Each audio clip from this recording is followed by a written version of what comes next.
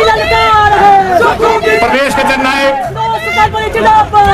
यशस्वी मुख्यमंत्री श्री सुखविंदर सिंह ठाकुर जी आप सभी के बीच आ रहे हैं। आप सभी तालियों से उनका स्वागत करें। ठाकुर सुखविंदर सिंह जिंदाबाद, कांग्रेस पार्टी जिंदाबाद। और भी बोलने वाले नहीं बोलने वाले, कांग्रेस पार्टी हिमाचल सरकार में हमारे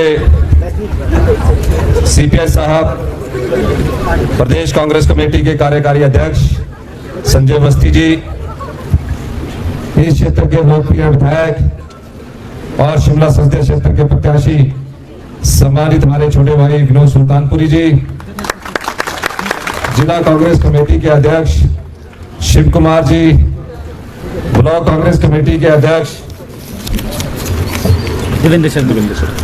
देवेंद्र शर्मा जी, हमारे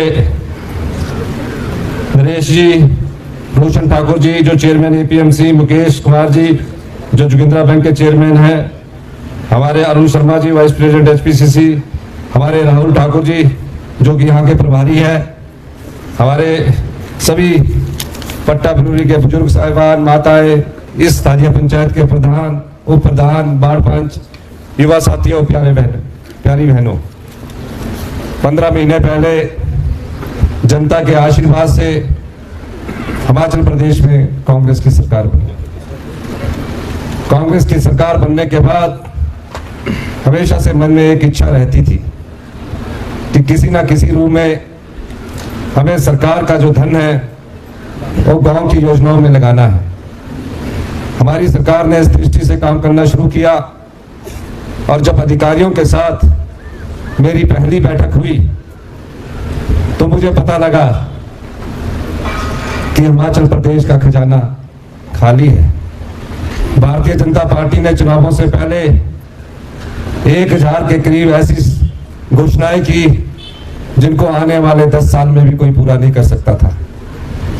उन्होंने कहा कि इनकी नोटिफिकेशन तो हो गई है लेकिन कोई भी फाइनेंशियल अप्रूवल नहीं है।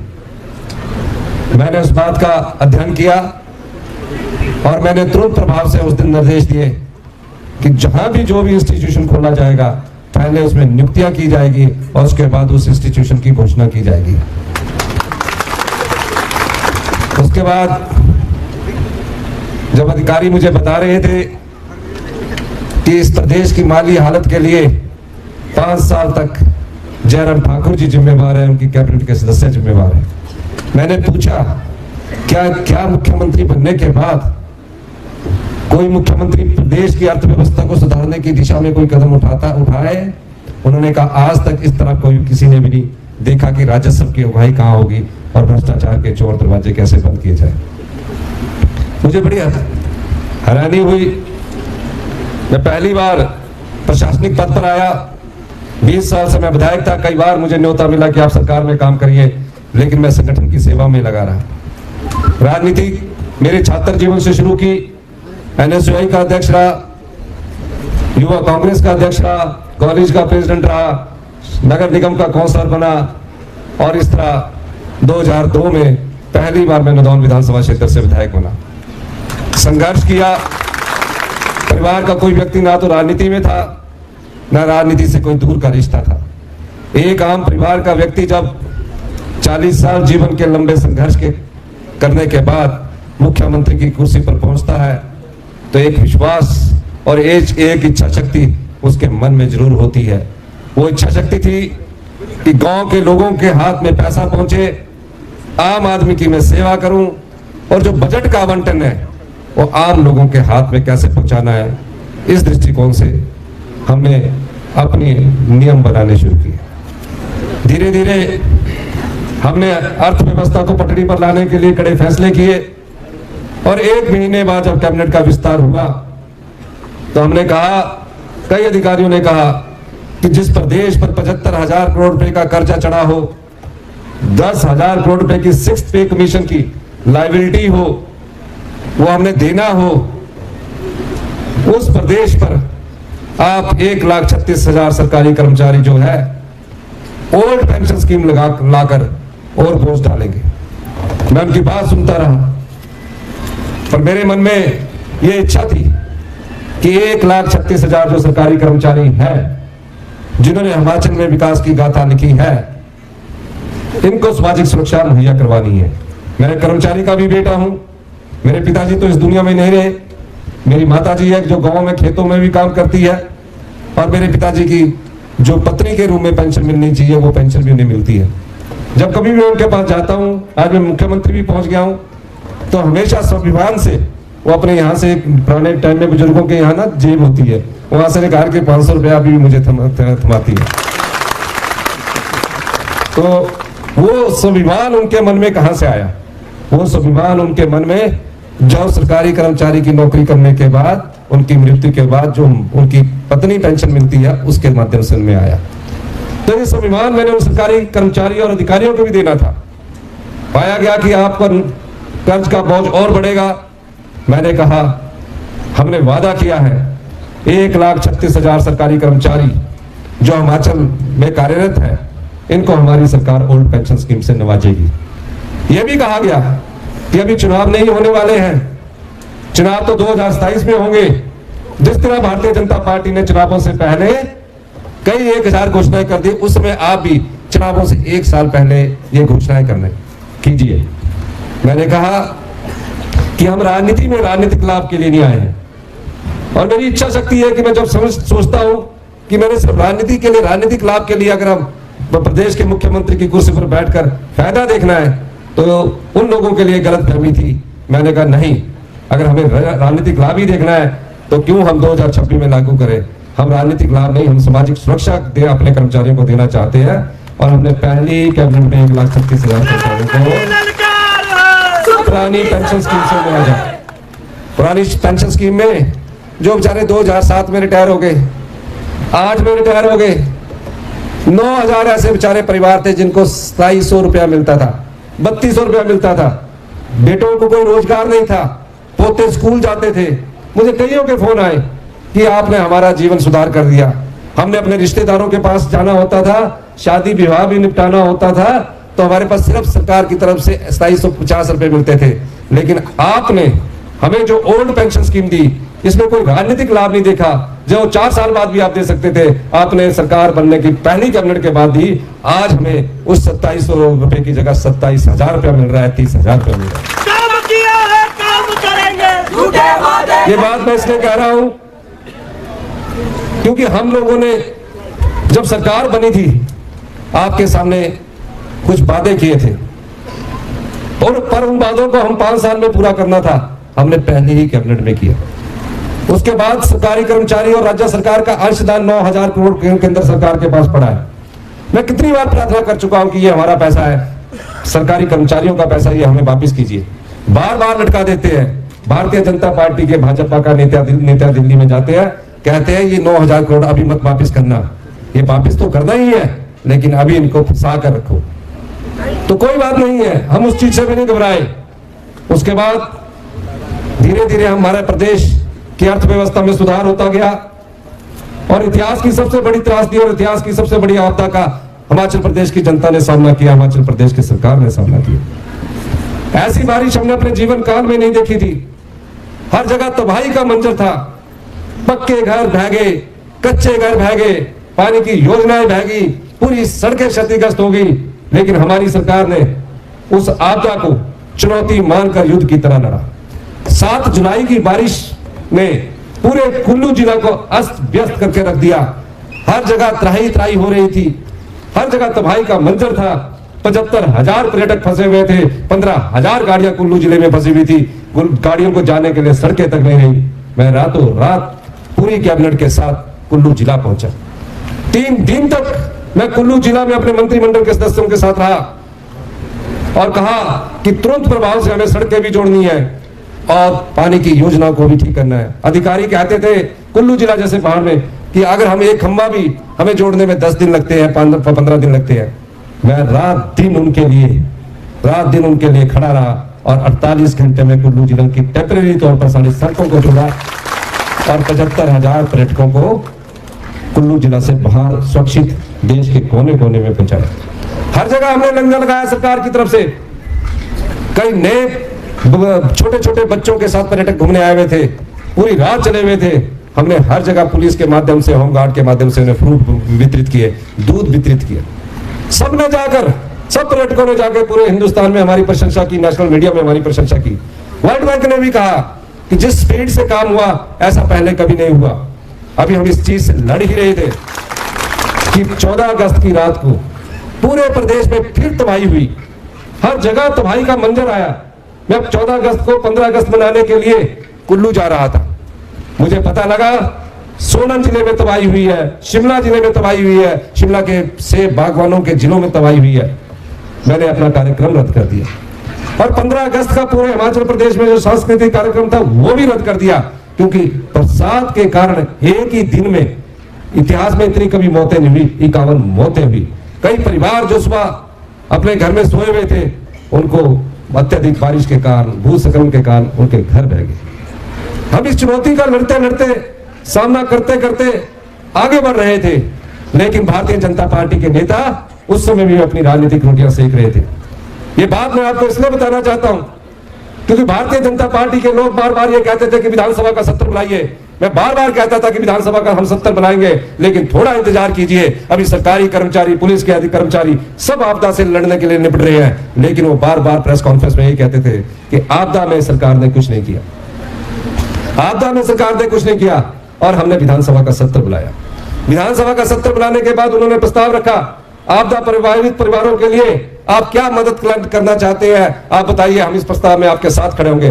3 दिन तक हम लोगों ने चर्चा की और जब आपदा प्रभावित परिवारों के साथ खड़े होने की बात आई तो भारतीय जनता पार्टी ने आपदा प्रभावित परिवारों के साथ खड़े होने से मना कर दिया और प्रस्ताव के पक्ष में वोट नहीं डाला।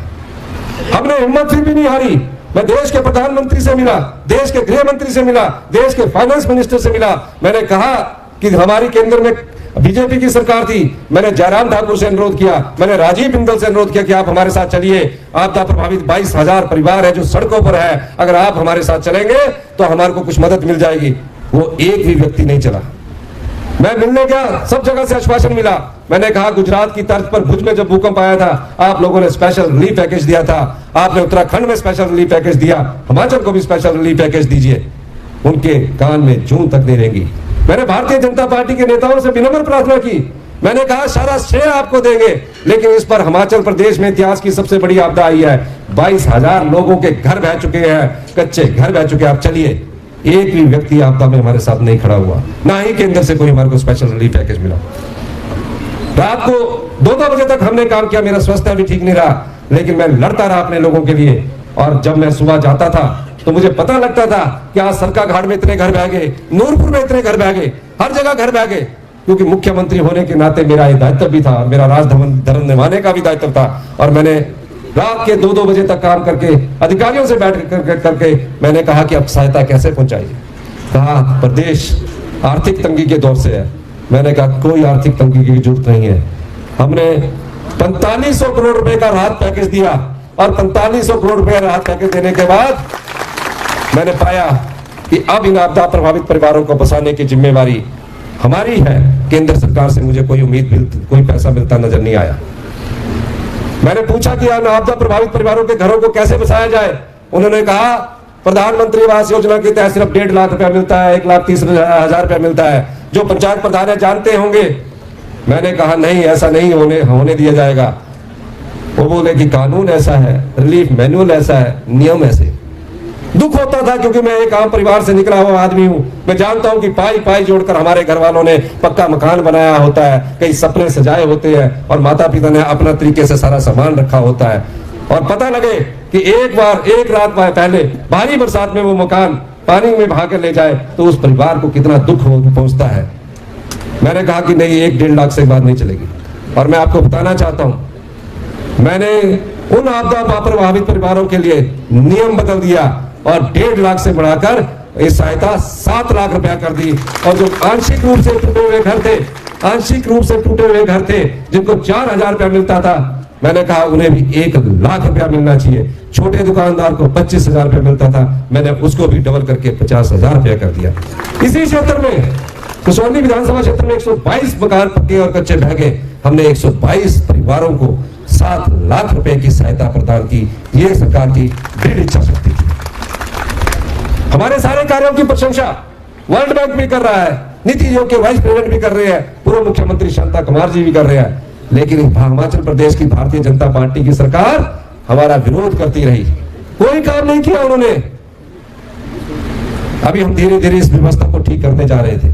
15 महीने पुरानी हमारी सरकार है। एक नई संस्कृति को भारतीय जनता पार्टी ने यहां जन्म दिया। हम ये कहना चाह रहे थे कि अब अगला बजट प्रस्तुत करेंगे। पहले बजट में मैंने उन बच्चों के लिए योजना लाई।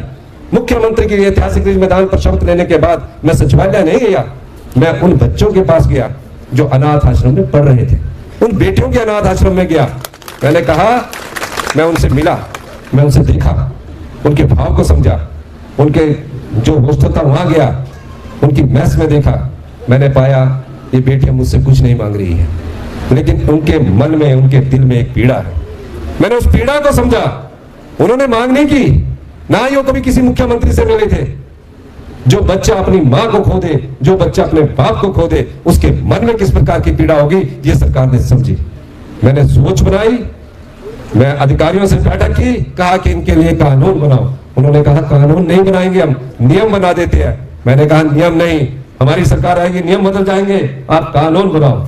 और हिंदुस्तान का पहला कानून मुख्यमंत्री सुख आश्रय कोष के रूप में अनाथ बच्चों के लिए बनाया, जिसमें जितने भी अनाथ बच्चे हिमाचल प्रदेश में 4000 अनाथ बच्चे हैं जो अनाथ आश्रम में रहते हैं, जो चाचा जी के पास रहते हैं, मामा जी के पास रहते हैं, बुआ जी के पास रहते हैं, किसी भी रिश्तेदार के पास रहते हैं। आज उन 4000 बच्चों की सारी पढ़ाई का खर्चा, चाहे वो डॉक्टर बन रहा है, चाहे इंजीनियर बन रहा है, लॉ कर रहा है, हिमाचल प्रदेश की सरकार उठा रही है। और उनके हॉस्टल का खर्चा सरकार उठा रही है, उनकी कोचिंग का खर्चा सरकार उठा रही है, चाहे 75,000 रुपया खर्चा है, चाहे 1 लाख रुपया खर्चा है। और ये खर्चा पैदा होने के बाद से 27 साल की उम्र तक हिमाचल प्रदेश सरकार उठाएगी। कोई बच्चा पीएचडी करना चाहता है, एमफिल करना चाहता है, एमए करना चाहता है, बीटेक करना चाहता है, सारा खर्चा सरकार उठाएगी। और इसके अलावा जिस प्रकार हम अपने बच्चे को कभी किसी को प्रोफेशनल कॉलेज में भेजते हैं, मैंने वही समावेश उसमें किया कि जिस प्रकार हम अपने बच्चे को पॉकेट मनी के रूप में पैसे देकर भेजते हैं। हमने कहा प्रत्येक बच्चा जो कॉलेज जाएगा या मेडिकल कॉलेज में पढ़ेगा, उसको हर महीने 4000 रुपया पॉकेट मनी हिमाचल प्रदेश की सरकार देगी। अगर उस बच्चे के पास घर बनाने के लिए जमीन नहीं है, जमीन भी देगी और 3 लाख रुपया घर बनाने के लिए देगी। उसकी शादी के लिए भी 3 लाख रुपया घर बनाने के लिए देगी। यह सरकार की सोच है, यह सरकार की नीति थी, नियत थी। हम दूसरा बजट बनाने जा रहे थे, क्योंकि अभी मुझे हरिपुर धार भी पहुंचना है, काफी लंबा कार्यक्रम है, तो मैं आपसे छोटे में सूक्ष्म शब्दों में कहना चाह रहा था। अभी हम दूसरा बजट बनाने जा रहे थे। मैंने पाया, खुद देखा है कि हमारा इंतकाल होना है तो उसमें कई बार पटवारी नहीं मिलता, कानून नहीं मिलता। आप पटवारी और कानून के पीछे घूमे रहते हैं। तकसीम होनी है, दादे के समय से शुरू हो रही है और पोते तक नहीं कंप्लीट होती है। हमने राजस्व कानून में बदलाव किया और आप देखेंगे कि 3 महीने में 1 लाख से ज्यादा इंतकाल हुए। पहले आप पटवारी के पीछे घूमते थे, आप पटवारी आपको फोन करके पूछता है कि आपका इंतकाल हुआ कि नहीं हुआ। यही व्यवस्था परिवर्तन है। मेरे सरकार का 1 साल पूरा हुआ, दूसरे साल का बजट बनने वाला था। मैंने अधिकारियों की बैठक बुलाई। अधिकारियों की बैठक बुलाने के बाद मैंने पूछा कि भारतीय जनता पार्टी जो 5 साल पूर्व मुख्यमंत्री जयराम ठाकुर जी सोए रहे और भ्रष्टाचार के चोर दरवाजे जो उन्होंने खोल दिए थे, उनको बंद करने के बाद हमें कितना राजस्व की वृद्धि हुई, कितना अर्थव्यवस्था में सुधार हुआ। अधिकारियों ने कहा कि हमारी अर्थव्यवस्था अब पटड़ी पर आने लगी है। 20% का सुधार हुआ और 2200 करोड़ रुपए हमने चोर दरवाजे बंद करके ज्यादा राजस्व की उगाही की। अधिकारियों ने कहा कि अब थोड़े फैसले कड़े लेने पड़ेंगे। मैंने कहा नहीं, ये जो 2200 करोड़ रुपया 1 साल में कांग्रेस की सरकार ने जो राजस्व में वृद्धि की है, ये जनता में बांटना है। और उसके लिए हमने दूसरे बजट में योजनाएं लाई। जब बजट में कोई योजना आ जाती है और फिर वो धरातल पर उतरती है, अधिकारी आनाकानी करते रहे। ये सभी अधिकारी तो सभी सरकारों में होते हैं, वही अधिकारी पिछली सरकार में थे, वही अधिकारी अभी सरकार में थी। मैंने कहा इसका बंटवारा हिमाचल की जनता को करना है, हिमाचल की गांव के लोगों को करना है। उन्होंने कहा बहुत जल्दी है, अभी तो आपकी सरकार को 15 महीने हुए हैं। मैंने बोला पिछले मुख्यमंत्री को भी आप ऐसे ही बोलते होंगे, तभी वो 5 साल सोए रहे, तभी 5 साल सोए रहे। तो मैंने खुद बजट की तैयारी करने लगा। रात के 2-2 बजे तक हम बजट के बारे में पढ़ते रहे। मैंने निर्णय किया कि ग्रामीण अर्थव्यवस्था को मजबूत करना है। 90% हमारे लोग जो है वो गांव में रहते हैं। उस दृष्टि से मैंने सोचने के लिए आगे बढ़ा और पहली बार किसान और गांव के लोगों के बारे में सोचा गया। गाय का दूध का मूल्य जो 32 रुपए किलो हुआ करता था, हमने कहा सीधा 13 रुपए बढ़ाकर 45 रुपए किया और सरकार उस दूध को खरीदेगी। भैंस का दूध का मूल्य अभी 38 रुपए होता था, उसको भी बढ़ाकर 55 रुपए किया। अब हर एक गांव में हमारे पशु रखे जाते हैं, हर एक प्रकार से पशु को पालन पोषण किया जाता है। और उस पालन पोषण करने वालों को मैंने बोला कि जो गेहूं पैदा करेगा, यूरिया का प्रयोग नहीं करेगा, गोबर से गेहूं पैदा होगा, गोबर से मक्की पैदा होगी, उस गेहूं को सरकार 40 रुपए किलो खरीदेगी और मक्की को 30 रुपए किलो खरीदेगी। ये क्यों? क्योंकि आपके हाथ में पैसा पहुंचे। फिर हम भारतीय जनता पार्टी के नेता बड़े गौ के बारे, गौ माता के बारे में बहुत बातें करते थे। कई गौशालाएं खुली। मैंने कहा जो भी गौ पालक है, जिसने गौशाला खोली है, उसके मन में कहीं ना कहीं दर्द होता है इस गाय माता जी के लिए। मैंने उनको एक गाय पालने का लोग जो आवारा छोड़ देते हैं गाय को, कहा कि 1200 रुपया महीना देंगे, इसको गौ पालकों को देंगे। क्यों? ताकि उस पशु में जिसको हमने पूरे साल दूध दुआ और उसके बाद छोड़ दिया और किसी गौ पालक ने उसको अपने पास रख लिया, अपनी जेब से खर्चा कर रहा है। हमारी सरकार ने उनके लिए भी बजट में ये योजना लाई। यही नहीं, फिर और पता किया कि कितने पैसे बचे। क्योंकि पैसे जो जैसे घर में परिवार का बजट होता है ना, पहली को पैसे आते हैं, तो हर एक पहली दो को पैसे आते हैं, तो पहले पता लग जाता है दूध के इतने पैसे चले गए, बच्चों की फीस के इतने पैसे चले गए। कभी 2-4 जगह घूमने गए तो उसमें भी पैसे खर्च हो जाते हैं ना सब जगह, तो वैसे ही बजट बनता है। मैंने पता किया कि कितने पैसे बचे, कहा पैसे भी काफी बचे हुए हैं। और मैंने 60 रुपए की ऐतिहासिक वृद्धि मनरेगा की दिहाड़ी में की, जो 1 अप्रैल से मिलनी शुरू हो जाएगी। यही नहीं, फिर पैसे जब बच रहे थे तो उसको बांटने का समय था। अधिकारी बार बार कह रहे थे बड़ी मुश्किल से तो भ्रष्टाचार के दरवाजे बंद किए हैं, जब चुनाव होंगे तो 2026 में बांटना। मैंने कहा कि कितने हमारे सरकारी कर्मचारी हैं जिनका एरियर रहा है, वो मेरे पास पूरा प्रस्ताव लाए कि 10,000 करोड़ रुपए का एरियर बचा। मैंने कहा इनमें से कितनी विधवाएं हमारी माताएं हैं जिनके पति छोड़ के चले गए हैं, लेकिन वो सरकार में नौकरी करते थे। 7,000 के करीब महिलाओं का हमने पूरा 100% एरियर दे दिया। 7,000 के करीब जो विधवा हो चुकी थी, थोड़ा थोड़ा करके हमने सारे एम्प्लॉयज को एरियर दिया और 4% की डीए की किस्त भी दी। जितने पुलिस कर्मचारी बैठे, इनकी डाइट मनी 210 रुपया हुआ करती थी। बार बार विधानसभा में जब जाता था, मैं जब विपक्ष में एमएलए था, तो बार बार सवाल उठाता था इस 210 रुपये है, इसको बढ़ा दो। जयराम ठाकुर जी वहां मुख्यमंत्री होते थे, कहते थे बढ़ा देंगे। मैंने एक दिन सुबह वॉक करते हुए मेरे साथ आगे पीछे, पहले तो मेरे पास एक भी गनमैन नहीं था, 20 साल तक तो मैंने गनमैन नहीं रखा। जब से मुख्यमंत्री बना तो पता नहीं इधर भी गनमैन उधर भी गनमैन, तो हर आगे पीछे गनमैन ही चलते थे। मैं इनको बोलता हूँ घर, कहते नहीं जी हमारी ड्यूटी है। मैंने यार आपने तो मुझे जेल में भी बंद कर दिया, उधर भी कैमरा, इधर भी कैमरा, उधर भी। ये सच्चाई है। मैं सुबह जा रहा था, मैंने उनसे पूछा कि आपको कितनी डाइट मनी मिलती है। बजट प्रस्तुत करना था और बजट प्रस्तुत करते हुए उन्होंने कहा कि हमें तो 210 रुपये मिलती है। मैंने अधिकारियों से सवेरे फोन पर बात की कि कितनी बढ़ाई जा सकती, कि 400 रुपया कर दो जी। मैंने बोला अच्छी बात है, 400 कर देते हैं। मेरे मन में संतोष नहीं आया। मैंने फिर एक उनको पूछा जो मेरे साथ थे, मैंने बोला 400 रुपये से आपका बन जाएगा? वो भी कहता 500 रुपया कर दो। वो बेचारे जो मेरे साथ थे वो भी बोलते 500 रुपया कर दो। मैंने अधिकारियों की बैठक बुलाई और कहा कि कितना, कहते 500 रुपया ठीक है। मैंने पता किया कि पैसा कितना बचा है, और मैंने बजट में ना अधिकारी पूछे, सीधी 210 से 1,000 रुपए की 5 गुना। ये इसलिए कि आप लोग हमारी सुरक्षा में लगे रहते हैं। किस तपती धूप में खड़े होकर आप प्रदेश की कानून व्यवस्था को संभालते हैं। उसके बाद मैंने देखा कि गांव में हमारे 70 साल से ज्यादा की उम्र के बुजुर्ग हैं, अब बीमार हो जाते हैं तो कई बुजुर्ग अपने बेटे से भी पैसे नहीं मांग सकते, सोचते रहते, अपनी बीमारी को दबाते रहते हैं। जब ज्यादा बीमारी बढ़ जाती है तो सोसाइटी के पास जाकर या बैंक के पास जाकर अपनी जमीन के कागज गिरवी रखकर अपनी इलाज करवाने के लिए सोचते हैं। तब तक बीमारी बढ़ चुकी होती है, कईयों की जमीन कुर्की होगी। मैंने उन बुजुर्गों के, हिमाचल प्रदेश के, जो 70 साल से ज्यादा की उम्र के होंगे, हमारी सरकार इस दूसरे बजट में फ्री मुफ्त में इलाज उनका करवाएगी। ये मैं आपके लिए योजना लेकर आया। इस तरह धीरे धीरे हम सारी योजनाओं को अमली जामा पहना रहे थे। और 27 तारीख को राज्यसभा का चुनाव था, 28 को बजट पास होना था। बजट 17 फरवरी को रखा गया था। सबने, भारतीय जनता पार्टी के लोगों ने बोला कि ये चुनाव से संबंधित बजट है। मैंने बोला पिछला भी क्या चुनाव से संबंधित था। इसी बजट में मैंने विधवाएं बहनों के लिए 1,15,000 वाली विधवा बहनें हैं जो आज ये बात करते हैं कि महिलाओं के सम्मान के लिए 15 महीने में जितनी योजनाएं मैं लेकर आया हूं 75 साल के इतिहास में ऐसी कोई योजना कोई नहीं लेकर आया। हमने विधवा बहनों के लिए, एकल नारी के लिए, अगर विधवा बहनों के बच्चे कॉलेज में पढ़ते हैं, स्कूल में पढ़ते हैं, सारी की सारी फीस का खर्चा हिमाचल प्रदेश की सरकार उठाएगी। ये हमारी दूसरा बजट प्रस्तुत हो रहा है। 27 तारीख को राज्यसभा का चुनाव हुआ।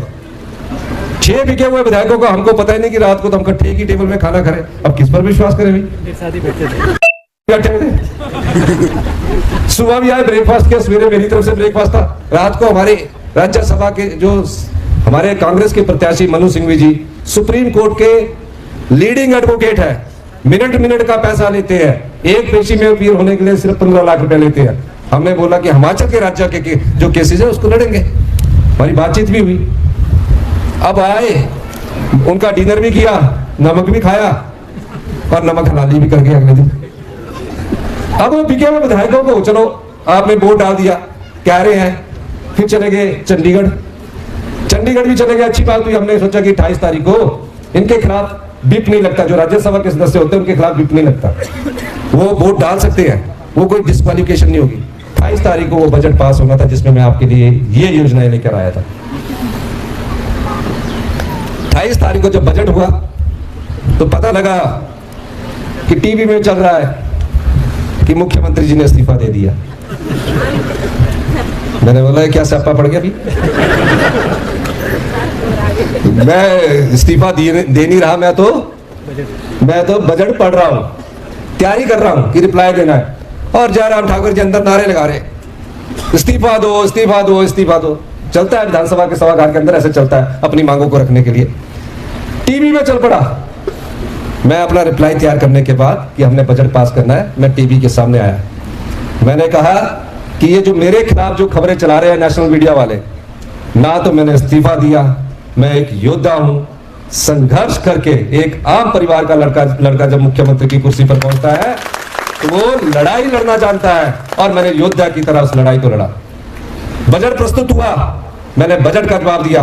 वो 6 बिके हुए विधायक हेलीकॉप्टर में आए, एक हेलीकॉप्टर आया वो भी विधानसभा के ऊपर से उड़कर, फिर दूसरा भी हेलीकॉप्टर आया विधानसभा के ऊपर उड़कर। मैंने बोला भी हिमाचल प्रदेश की पुलिस उनके साथ होगी, तो पता लगा सीआरपीएफ वाले दौड़ कर आए और राजीव बिंदल जी ने वहां विधानसभा का गेट तोड़ दिया। भारतीय जनता पार्टी के प्रदेश अध्यक्ष ने विधानसभा का गेट तोड़ दिया और वो सब जो वहां कैमरे लगे हैं उसके अंदर आया हुआ है। अब भारतीय जनता पार्टी का प्रेसिडेंट उनको लेकर आता है, गेट तोड़ देता है और कि वो बजट में वोटिंग करेंगे। वोटिंग नहीं की, आए क्यों?